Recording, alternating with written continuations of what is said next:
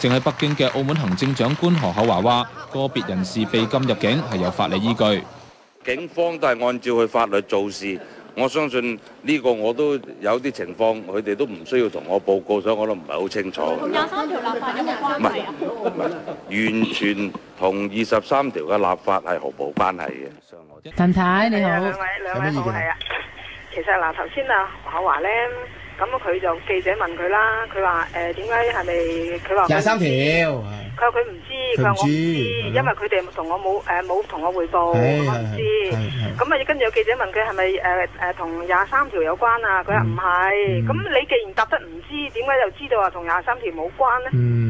係嘛？真係好啱喎，有邏輯咪咯？咪邏輯已經問題都唔啱啦！你話我唔知喎，佢話佢唔知啊嘛，唔知咁人哋問你又同23條有冇關係，你又話唔係，咁樣你又話唔知，又話唔係，咁咪邏輯有問題咧？係咯，跟住另一位咧就係政協常委何鴻燊，亦都係澳門嘅名人啦嚇，聽下點講？我都認為政府做得非常啱，因為呢一紮咧冚唪唥都係搞事棍嚟。喺已經澳門搞過事㗎啦，有證據嘅，有趟50萬人巡行，又係嗰佢邊一班人，嗰位姓何嘅你明啦，我唔使講邊個啦，係領隊啦。阿新哥啊，唔俾佢入嚟啱晒。